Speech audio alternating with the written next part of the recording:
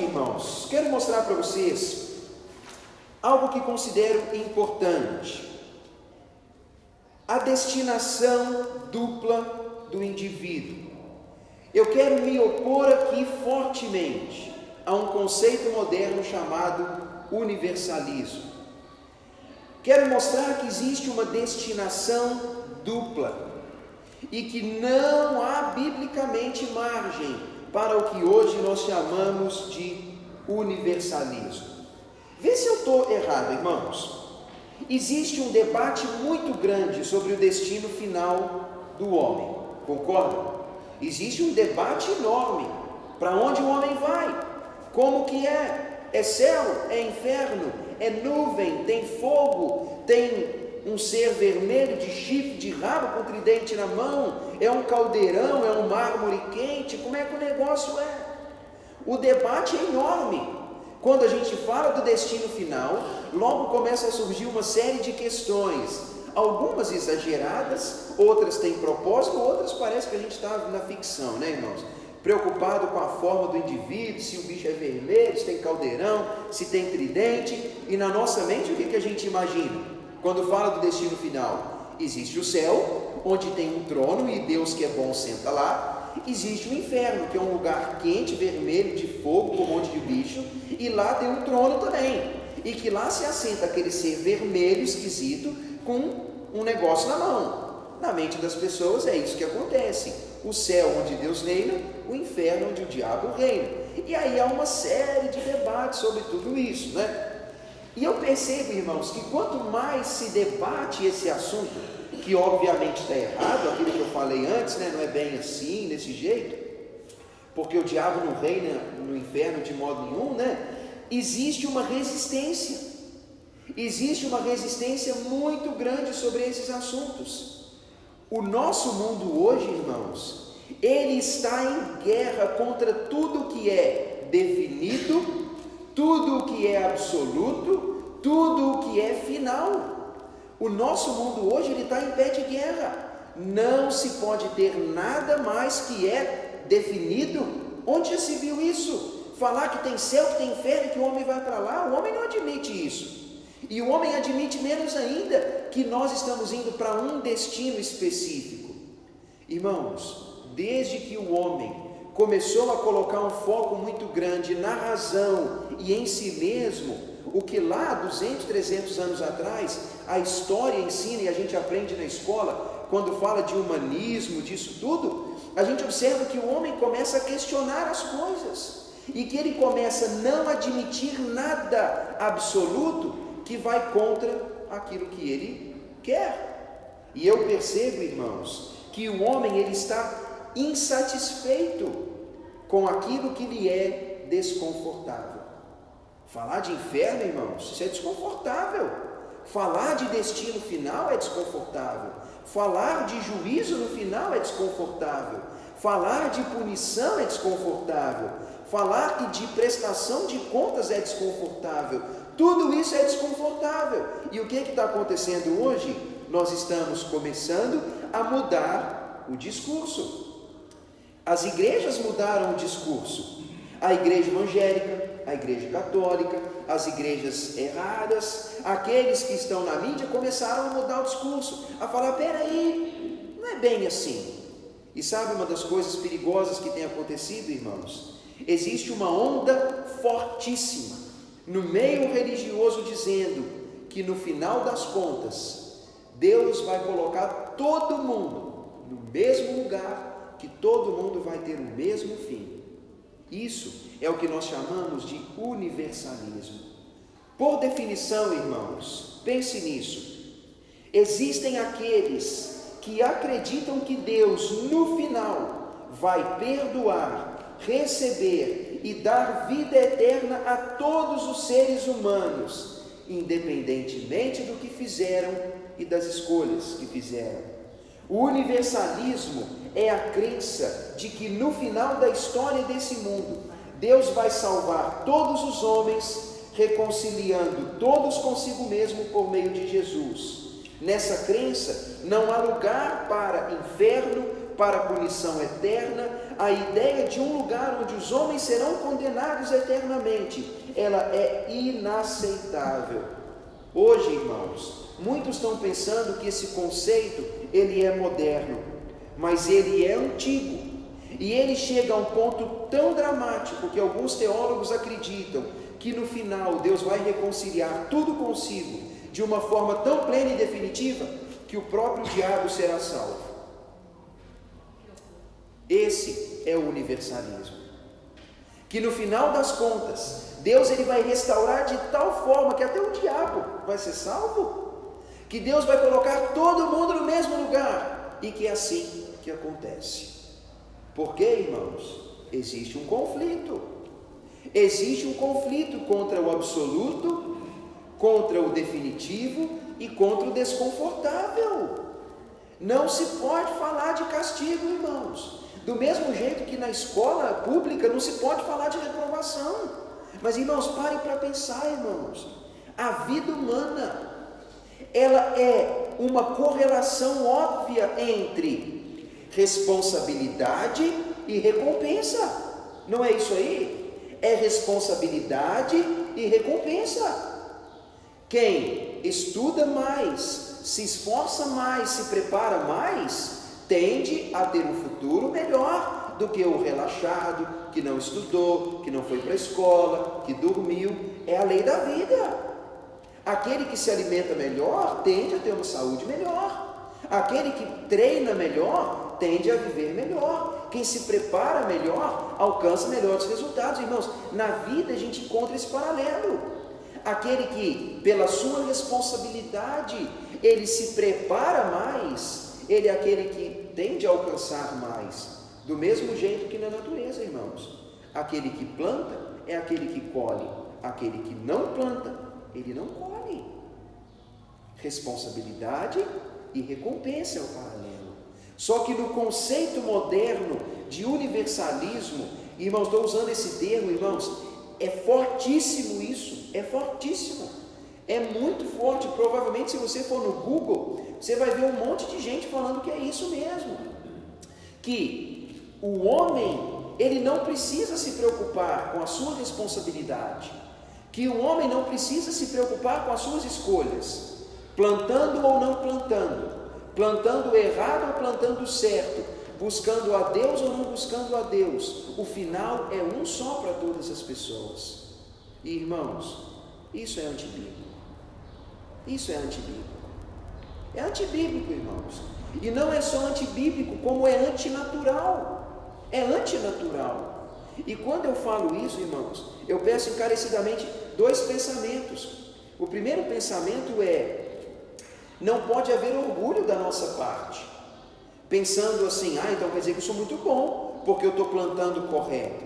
Irmãos, eu posso estar no caminho correto, mas é pela misericórdia de Deus, porque de mim mesmo eu só iria para o buraco mesmo. Mas graças a Deus, porque um dia eu ouvi a voz de Deus, e Deus me comoveu ao ponto de que eu não tive escolha, né? Como que eu vou rejeitar um amor tão intenso de Deus? Eu sou grato porque Deus me resgatou. E outro pensamento importante, irmãos, é: nunca tente definir o destino final de alguém. Esse é outro pensamento que a gente tem que abortar logo, de falar assim: eu estou indo para o céu, mas minha mãe está indo para o inferno porque ela não está na igreja.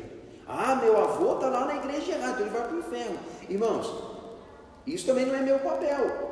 Do mesmo jeito que não cabe em mim orgulho, não cabe em mim tentar definir o destino final de cada um, porque Deus é quem é o juiz justo e apto para emitir o juízo, o Pai e o Filho somente. Então, quando eu falo desse assunto, nem orgulho e nem também juízo sobre os homens. Deus vê. Mas, irmãos, um fato é claro: o universalismo é contra a Bíblia.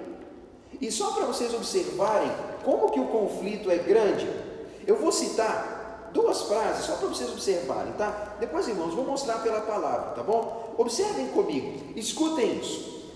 Dois homens, eu vou citar quem é, tá? Um deles diz assim: no final da história, da nossa história, há o Jesus misericordioso, e portanto tudo será salvo, tudo. Em outra audiência geral, esse homem, alguns meses atrás, ele disse assim: ele deu para o fim da história humana uma imagem que é inteiramente e somente reconfortante. Ele disse que no final tudo será como uma tenda imensa, onde Deus receberá toda a humanidade para habitar com ele definitivamente. É aqui que entra a grande notícia do cristianismo, ele disse. Um Deus que, apesar de estar decepcionado com os nossos erros e com os nossos pecados, não volta atrás em sua palavra, ele não para e, acima de tudo, ele não se vinga. Irmãos e irmãs, Deus não se vinga. Deus ama, ele não se vinga. Ele espera por nós para nos perdoar, para nos abraçar. Essa é uma frase do Papa Francisco. Papa Bento XVI, que ainda é Papa, e ele diz o seguinte: voltando ao julgamento final, ele diz: na era moderna, a ideia de juízo final, ela desapareceu no segundo plano. Ele escreveu por sua própria conta e afirmou que o último julgamento é a imagem decisiva da esperança. É uma imagem que evoca responsabilidade, porque a graça não cancela a justiça. Pelo contrário, a questão da justiça constitui o argumento essencial, ou em qualquer caso, o argumento mais forte em favor da fé na vida eterna. Porque é com a impossibilidade de a injustiça da história ser a última palavra, a necessidade do retorno de Cristo e da nova vida, assim se torna ainda mais convincente essa vida nova. Para ele, irmãos, ele diz que se a injustiça é o que impera no final, tudo não passou de uma baita bobagem. Porque se no fim a responsabilidade humana não vai ser cobrada em juízo, significa que Deus mentiu e significa que Deus é injusto. Na prática, irmãos, eu fiz essas duas citações porque nós estamos falando dos dois homens religiosos mais ouvidos do mundo. Por mais que a gente vê que alguns deles não falam coisa com coisa, o que o Papa fala tem peso. E para o Francisco, está tudo bem. No final, na grande tenda de Deus, todo mundo vai estar lá. O estuprador da minha filha, aquele que rejeitou Deus, aquele que entrou na igreja e profanou o altar de Deus, todo mundo vai estar lá. Aquele que disse que Jesus é um gayzinho safado, mentiroso, e que ele não morreu na cruz, que ele é um bobo, vai estar lá com Jesus. E que aquele que se dedicou a Deus, e que serviu, e que se sacrificou, e que creu de todo o coração, e que acolheu pela fé, que no fim tudo aquilo foi uma baita bobagem. Eu ouço Francisco dizendo isso, e quando eu ouço outro dizendo isso, ele fala: isso não é aceitável. Eu citei dois homens, irmãos, os dois papas que habitam o Vaticano. Eles não estão de acordo. O conflito é enorme. Se você procurar na igreja evangélica, um pastor vai falar que Deus vai salvar todo mundo, e outros vão dizer que Deus não vai salvar todo mundo. A grande pergunta é: o que Deus diz, irmãos? Essa é a grande pergunta. O que Deus diz? Vamos abrir nossa Bíblia? Em Lucas capítulo 13. Lucas capítulo 13. E pensem, irmãos, o assunto universalismo, ele está solto aí. E a qualquer momento ele vai pegar mais e mais pessoas que não querem assumir sua responsabilidade. Eis o grande perigo. Capítulo 13, versículo 22. Vamos ler essa passagem.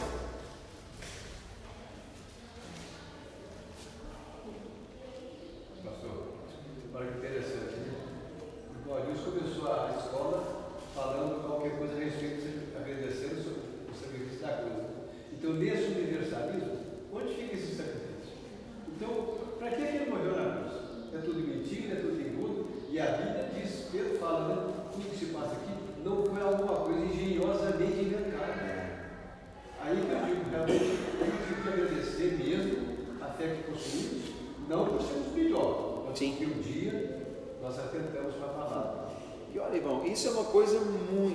é uma coisa muito séria.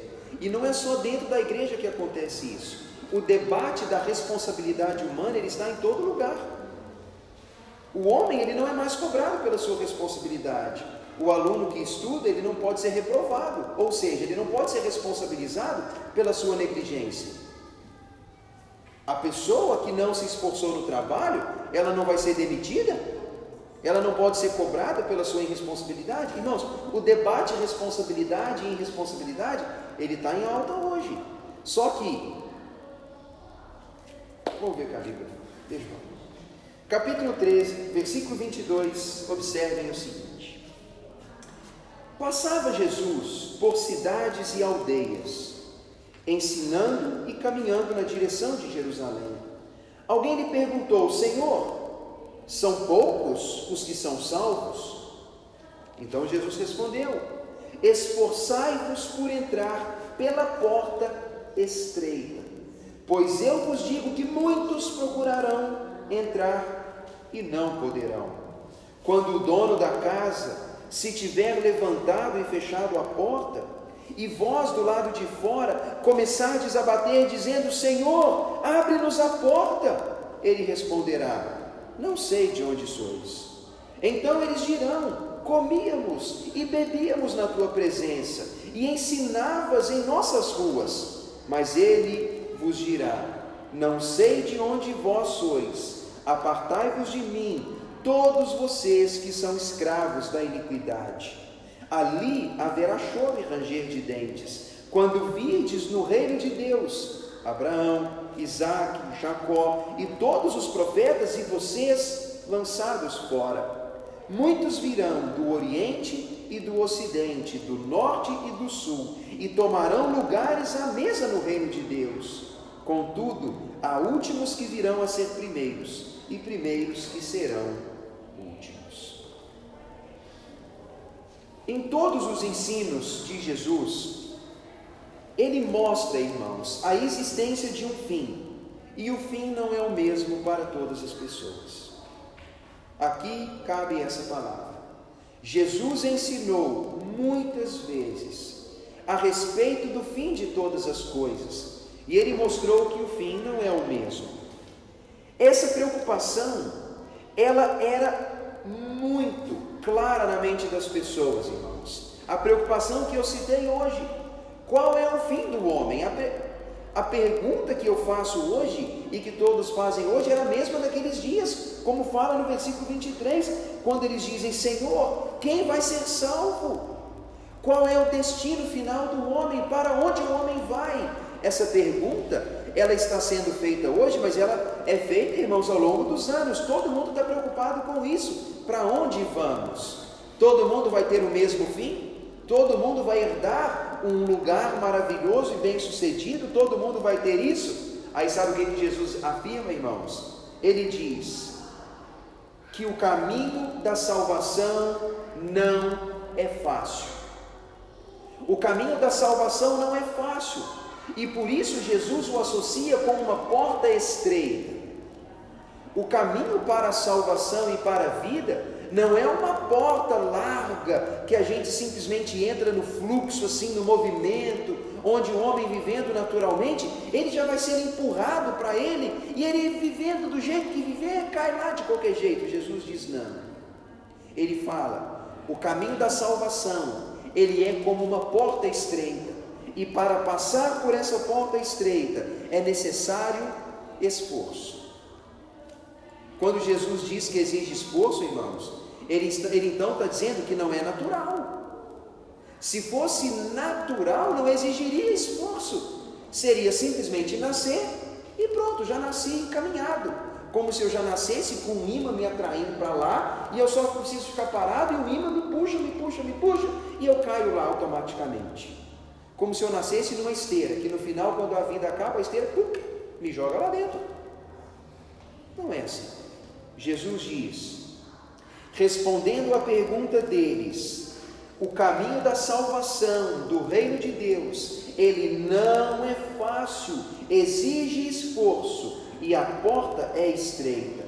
E Jesus diz no versículo 24 que alguns ou muitos procurarão entrar e não poderão. Aí você diz assim: ah, pastor, então quer dizer que Deus é mau. Quer dizer então que tem pessoas que vão procurar entrar na vida e não vão poder. Não é isso que a Bíblia diz, porque a Bíblia fala que todo aquele que busca o Senhor o encontra. Jesus disse em João capítulo 5 e 6 que nenhum dos que vão até Ele será lançado fora. Isso está em João capítulo 6. A palavra, irmãos, ela é clara quando diz que todo homem que busca o Senhor verdadeiramente, esse homem não é rejeitado.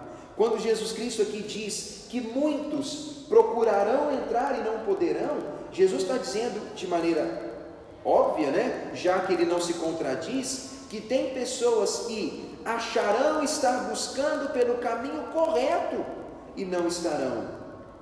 Como alguém que tenta ir para o Rio de Janeiro e toma a 040 para a direção de Belo Horizonte, não se chega no Rio indo para Belo Horizonte, vai para lá. Aí o que a gente vai dizer?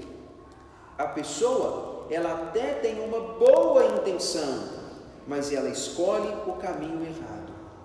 Mas eu abro mais um parêntese, irmãos, uma crença pessoal. Eu, Tiago, acredito que onde há alguém de coração sensível, querendo o caminho certo, Deus não rejeita isso. A palavra fala que o coração quebrantado e compungido, Deus não rejeita. A palavra de Deus, irmãos, ela diz que Deus, ele atenta para aquele que teme e o busca. Logo, eu quero acreditar que onde há um coração sincero, Deus vai chegar até aquela pessoa e Deus vai falar: meu filho, você quer ir para o Rio? Eu sei que você quer. A estrada não é para lá, é para cá, vai para lá. Eu creio que Deus corrige pessoas assim. Mas eu creio, irmãos, que tem pessoas desejando o céu, mas arrogantemente elas querem ir pelos seus próprios meios. Eles querem ir pelos seus próprios méritos. Eles querem ir pelos seus próprios caminhos. Eles querem ir pelas suas próprias escolhas. Eles querem ir por si mesmos. São pessoas que, entre aspas, estão procurando por si, não por Jesus e pela fé. Essas pessoas não vão entrar.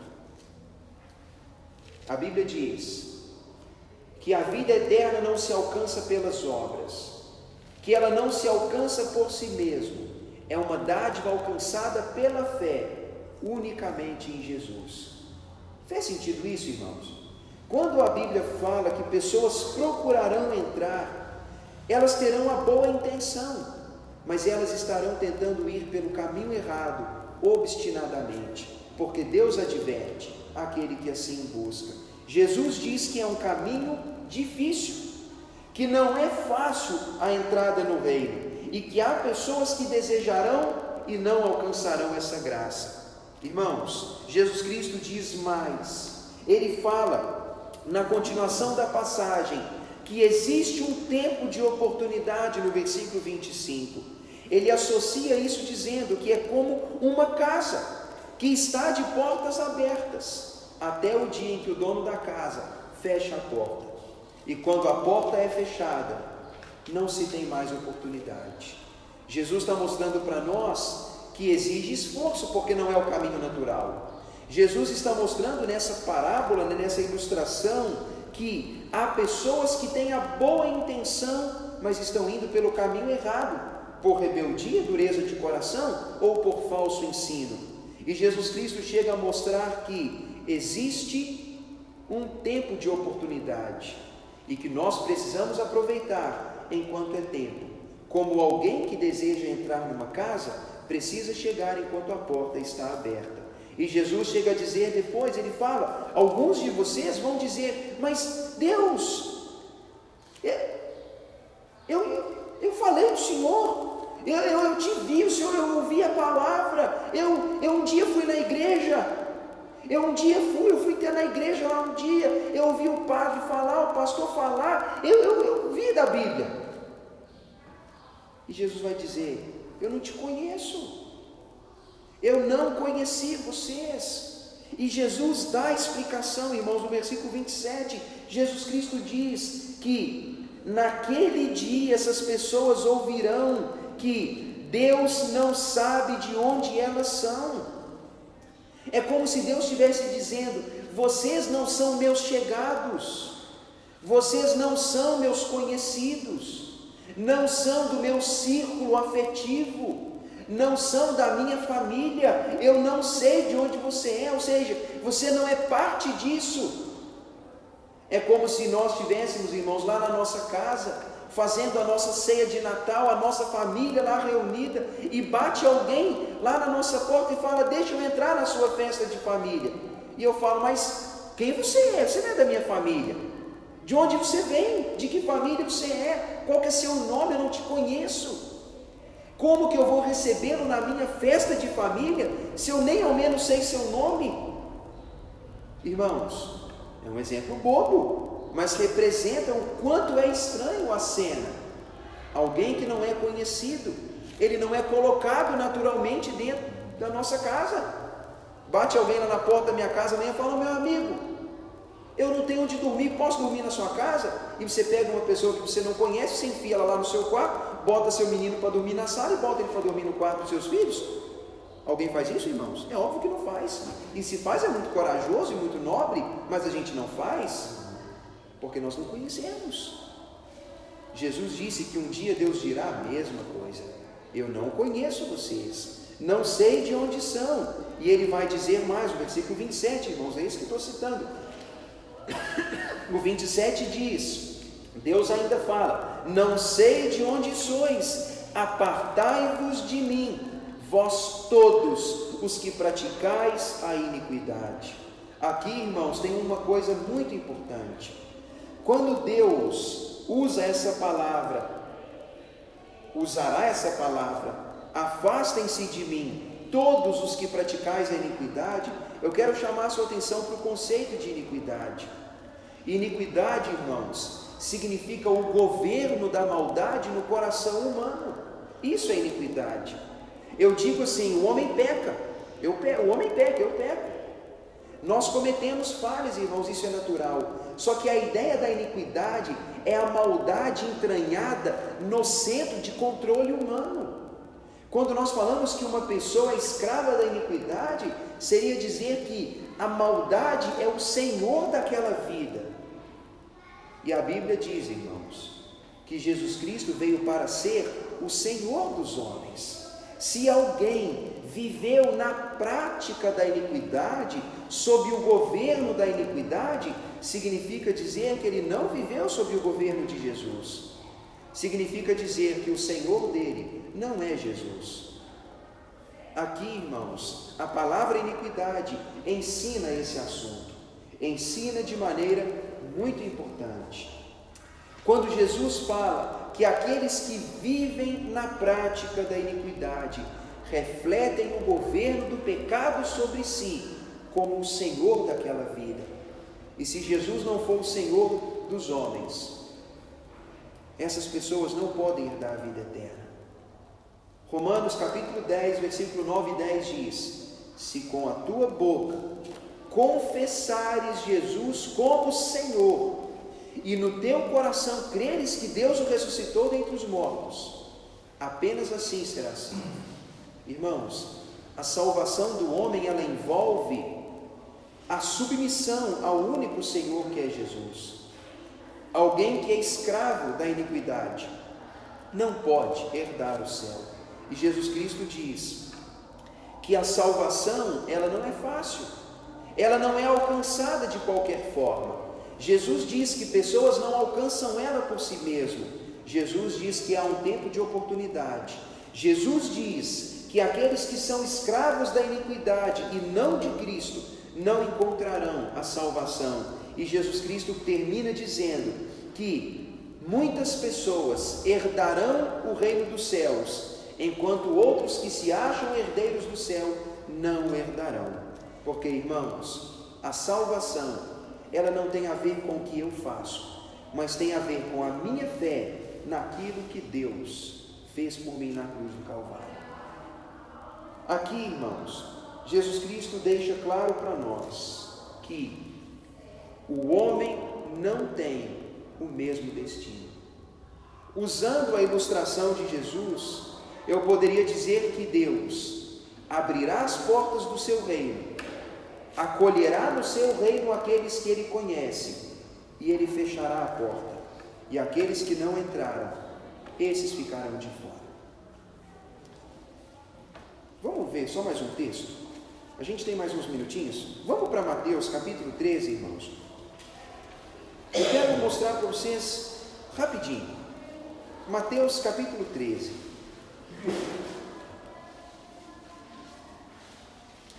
Vejam, irmãos, que a preocupação é entender o que a Bíblia diz, né? Eu não quero fazer minha interpretação e nem apresentar o que eu penso, mas quero mostrar para vocês no capítulo 13, deixa aberto no versículo 36, e o versículo 36, irmãos, é a explicação da parábola do joio e do trigo. Jesus tinha contado uma parábola dizendo que os servos de um senhor lançaram a semente do trigo. Quando o trigo estava crescendo, cresceu no meio dele o joio.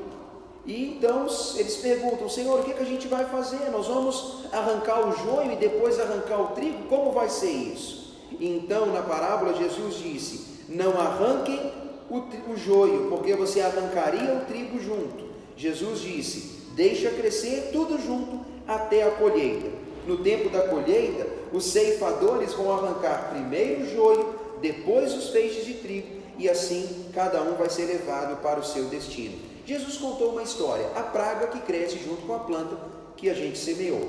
Aí depois que Jesus contou essa parábola e fez outros ensinos, no versículo 36, conta a seguinte história.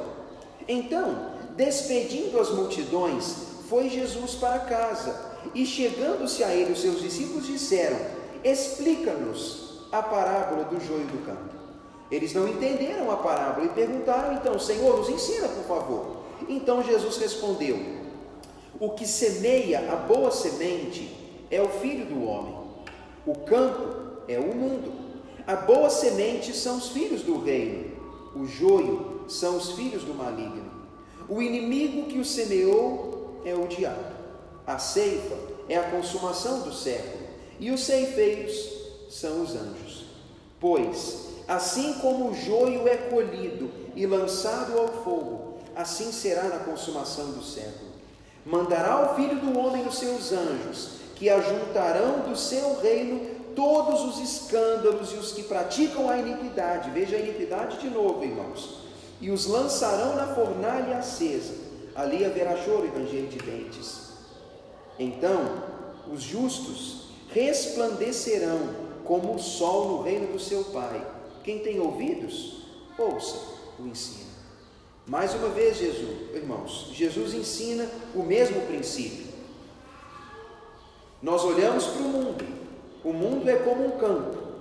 Nesse campo tem os de Deus, os que não são de Deus. Todos aguardam a consumação dos séculos, que é como se fosse o dia da ceifa, o dia de colher. Aqueles que são de Deus, como o trigo colhido, armazenado com Deus. Aqueles que não são de Deus seriam como o joio, colhido e assim também destinados. Aqui nós observamos duas classes de pessoas, os de Deus e os do maligno. Nós observamos dois senhores, o Senhor Jesus e o maligno. Nós observamos duas estratégias, Jesus tem os seus, o maligno tem os seus, e nós observamos dois destinos, aqueles que são de Deus o seu destino, aqueles que são do maligno o seu destino. Irmãos, o universalismo é uma ideia muito comum nos dias atuais, porque ela é uma resposta ao desconforto humano, porque o homem não quer assumir a sua responsabilidade. Homens não querem assumir sua responsabilidade de homens, mulher não quer assumir sua responsabilidade de mulher, aluno não quer assumir sua responsabilidade na escola, o funcionário não quer assumir sua responsabilidade no trabalho, o cidadão não quer assumir sua responsabilidade perante a lei. Irmãos, o homem, ele não quer assumir sua responsabilidade. E o que ele tenta fazer? Sempre dá o seu jeitinho para tudo. Ele quer ser irresponsável e ao mesmo tempo recompensado. Se isso funciona no reino dos homens, irmãos, funciona porque o reino dos homens é injusto. Mas a Bíblia diz que Deus é Deus e Ele não muda. Que de Deus não se zomba. Que aquilo que o homem semeia é aquilo que o homem colhe. A grande pergunta que fica no final disso tudo é: seria Deus injusto por causa disso? Será, irmãos, que a justiça de Deus, ela é a prova de que Deus não ama? Será que a justiça divina é contrária ao amor divino? Será que, como diz o Papa Francisco no final, tudo é uma tenda grande onde todo mundo vai estar lá? Ou será que o Bento XVI está mais certo quando ele diz que a justiça de Deus é a prova máxima da esperança e de que no fim o bem triunfa, irmãos? Porque se a responsabilidade humana não é levada em conta, significa que no fim predomina a injustiça. E não é a injustiça o que todo mundo está cansado? Deus seria injusto, não seria? Se Ele dissesse que o homem precisa escolher que caminho seguir e que no final Ele daria o destino que cada um se propôs a buscar. A palavra de Deus, irmãos, ela diz, não precisa abrir, eu vou ler. Diz, capítulo 1 de João, versículo 11: Jesus Cristo veio para o mundo que era seu, e o mundo seu não o recebeu.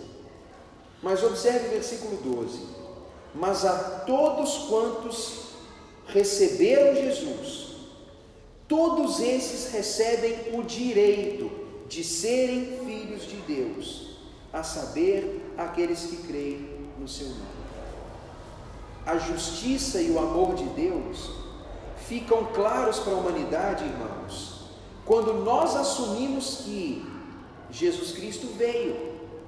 Ele veio para ser recebido, e todo homem, toda mulher, toda pessoa, não importa quem seja, qualquer um que receber o Filho de Deus, essa pessoa ganha o direito de ser filha de Deus. Aqui Deus coloca diante do homem uma responsabilidade. Deus coloca a responsabilidade, irmãos, porque Deus não compactua com a injustiça. E Deus diz: comunique ao mundo inteiro que todo aquele que crê em toda parte, que eles se arrependam e que eles se humilhem perante Deus, porque há de chegar o dia em que todos prestarão contas ao Senhor. Quero finalizar, irmãos, dizendo que Deus não é injusto por não dar o mesmo destino a todos os homens. Na verdade, Deus é justo. E porque Deus é justo, Ele está comunicando ao mundo todo que todos precisam crer.